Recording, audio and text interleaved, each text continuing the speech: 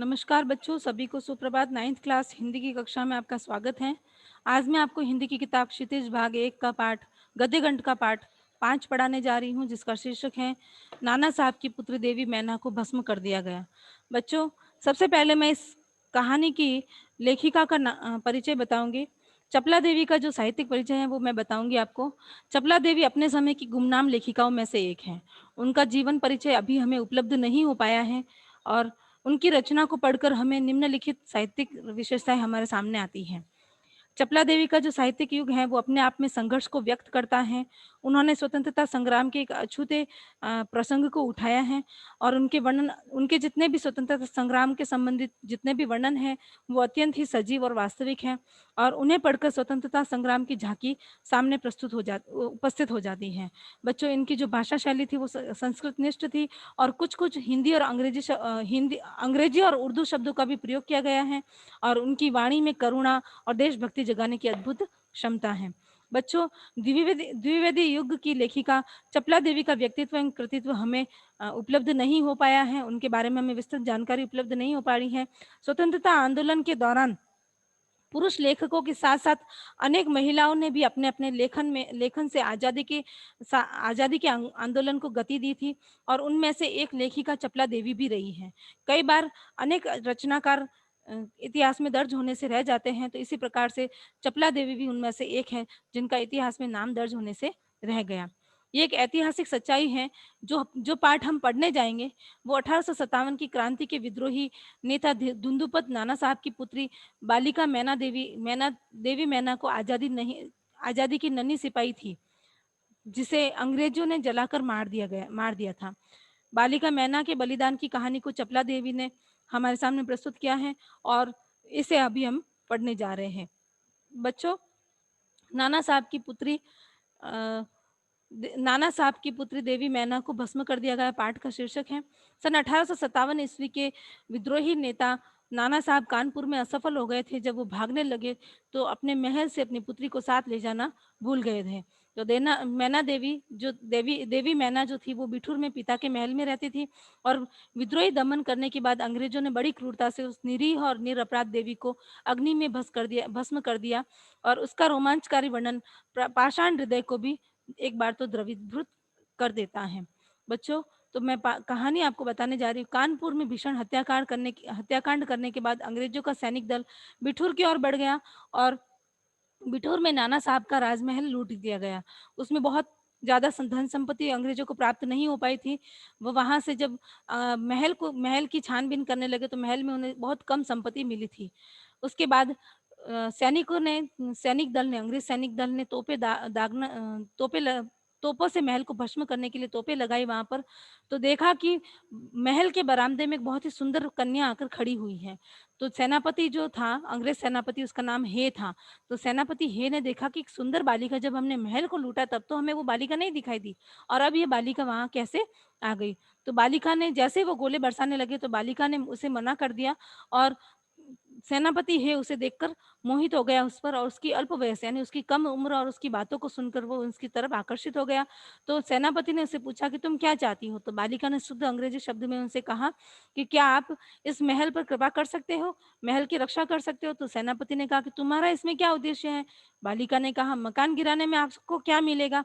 तो उन्होंने कहा जनरल हे ने कि नाना साहब का ये वास स्थान है और अंग्रेज सरकार की ये आज्ञा है कि उनके महल को गिरा दिया जाए, भस्म कर दिया जाए। तो बालिका ने कहा कि मैं मानती हूँ उन्होंने आपके विरुद्ध शस्त्र उठाए हैं, वे दोषी हैं, लेकिन उसमें इस मकान का क्या दोष है, इस महल का क्या दोष है। मैं आपसे प्रार्थना करती हूँ, ये महल मुझे बहुत ही अधिक प्रिय है और आप इस महल की रक्षा करें। तो सेनापति ने दुख प्रकट किया।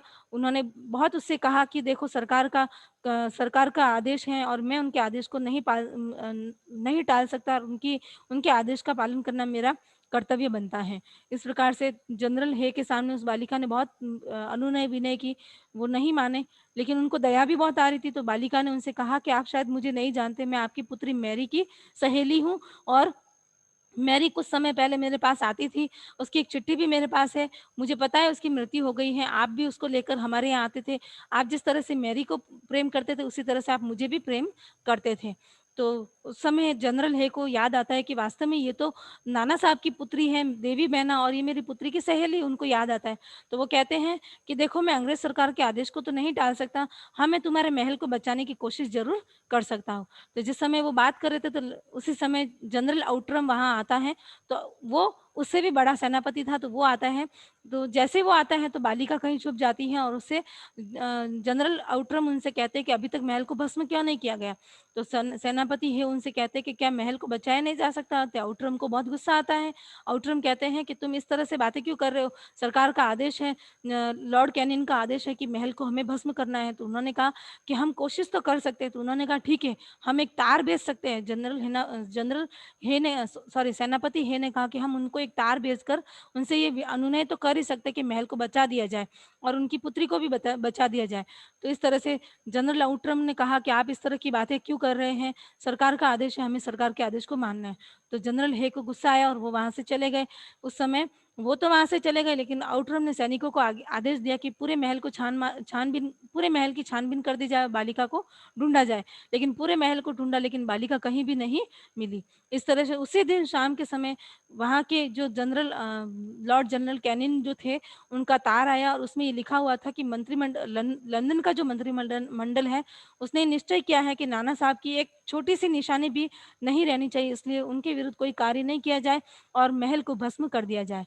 उसी समय जनरल आउटरम की आज्ञा से नाना साहब के विशाल महल को भस्म कर दिया गया। गोले बरसाए जाने लगे तोपों से, और इस घंटे भर में ही वो महल भस्म हो गया।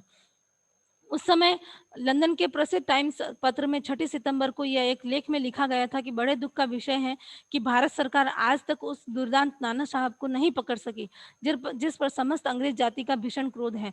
अब उस समय जो लंदन का प्रसिद्ध एक पत्रिका थी, समाचार पत्र था टाइम्स, उसमें ये लिखा हुआ था कि अंग्रेज सरकार के खिलाफ जो भारतीयों ने जो कानपुर में हत्याकांड किया था अंग्रेज सरकार की सेना पर, तो इस कानपुर हत्याकांड को हम भुला नहीं पाएंगे, हम इसका बदला लेंगे। लेकिन अंग्रेज सरकार ने भी अभी तक नाना साहब को नहीं पकड़ा है, ये गलत बात है। इस तरह से पार्लियामेंट में भी एक दिन वापस मीटिंग हुई, सभी अंग्रेज सरकार की मीटिंग हुई। तो अंग्रेज सरकार की मीटिंग में एक रिपोर्ट पेश की गई। उस रिपोर्ट में लिखा हुआ था कि जनरल हे ने उस कन्या पर दया दिखाने की बात लिखी उस रिपोर्ट में। तो सभी जो मंत्रिमंडल थे, वहां उपस्थित मंत्रिमंडल हंसने लगे और इस तरह से वो कहने लगे कि तुम एक मामूली सी महाराष्ट्र की छोटी बालिका के सौंदर्य पर मोहित हो गए हो और इस तरह से तुम अपने कर्तव्य को भूल चुके हो। अतः हमारे मत से, अंग्रेज सरकार ने कहा कि हमारे मत से नाना साहब का पुत्र, कन्या या उनसे संबंधित कोई भी उनके रिश्तेदार हो, कहीं भी मिले तो उन्हें हमें उसी समय मार देना है। नाना साहब की जिस कन्या से हे का प्रेमालाप हुआ है, उसको उन्हीं के सामने फांसी पर लटका देना चाहिए। तो अंग्रेज सरकार ने कहा नाना साहब की जो पुत्री है, उससे जनरल हे का जो प्रेम हुआ है, उससे जो जनरल हे को प्रेम हुआ है, उसी समय जब भी वो लड़की मिलती है तो नाना साहब की लड़की को हे के सामने ही फांसी पर लटका दिया जाएगा। सन 57 के सितंबर मास में आधी रात के समय चांदनी में एक बालिका स्वच्छ उज्जवल उज्जवल वस्त्र पहने हुए नाना साहब के भग्नावशिष्ट प्रसाद के ढेर पर बैठी रो रही थी।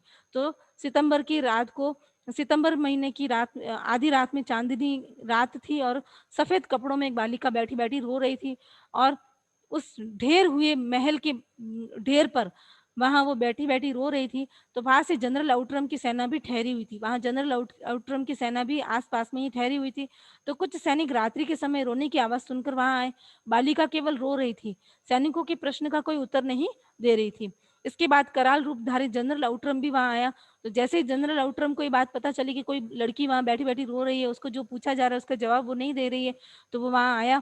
वह उसे तुरंत पहचान कर बोला, ओह ये तो नाना साहब की मैना है, उनकी लड़की मैना है। पर वह बालिका किसी और नहीं देखती थी और न चारों ओर सैनिकों को देखकर जरा भी डरी। बालिका कहीं भी नहीं देख रही थी, वो चुपचाप रोए जा रही थी। अपने आसपास में चारों तरफ खड़े सैनिकों को देखकर भी उसे डर नहीं लगा। और जनरल आउटरम ने आगे बढ़कर कहा कि अंग्रेज सरकार की आज्ञा से मैंने तुम्हें गिरफ्तार किया। इस तरह से उसे कहा कि अंग्रेज सरकार ने हमें आज आदेश दिया था, इस तरह से मैंने तुम्हें गिरफ्तार किया। मैंने उसके मुख की ओर देखकर आर्त स्वर में बोली, मुझे कुछ समय दीजिए जिससे मैं यहाँ जी भरकर रो लूं। उसने कहा कि मुझे थोड़ा समय दीजिए, मैं यहाँ बैठकर जी भरकर रो लूँ, क्योंकि उसे पता था कि अब मैं इनके हाथों से बचने वाली नहीं हूँ, ये मुझे मारेंगे। पर पाषाण हृदय वाले जनरल ने उसकी अंतिम इच्छा भी पूरी नहीं होने दी। तो जनरल आउटरम ने उसकी अंतिम इच्छा पूरी नहीं होने दी। उसी समय मैना के हाथ में हथकड़ी पड़ी और वह कानपुर के किले में लाकर कैद कर दी गई। उस समय महाराष्ट्रीय इतिहासवेत्ता महादेव चिटनविस के बाखर पत्र में छपा था। उस समय उसको कानपुर के किले में लाकर कैद कर दिया गया था। तो महाराष्ट्र का एक इतिहासवेत्ता थे, महाराष्ट्र के एक इतिहासवेत्ता थे जिनका नाम चिटनवीस था। तो उनका एक पत्र छपता था, समाचार पत्र, उस पत्र का नाम बाखर था। उसमें लिखा था कि कल कानपुर के किले में एक भीषण हत्याकांड हो गया। नाना साहब की एकमात्र कन्या मैना धधकती हुई आग में जलकर भस्म कर दी गई। भीषण अग्नि में शांत और सरल मूर्ति उस अनुपमा देवी को जलती देख सबने उसे मैना देवी समझकर प्रणाम किया। तो बच्चों, जब कानपुर के किले में उसे कैद कर दिया गया, तो उस किले को जलाकर भस्म कर दिया गया। उसी अग्नि की आग में वो कन्या भी जलकर भस्म हो गई। तो सभी लोगों ने भी उसे देवी समझकर प्रणाम किया। बच्चों, ये कहानी यहीं समाप्त होती है। धन्यवाद।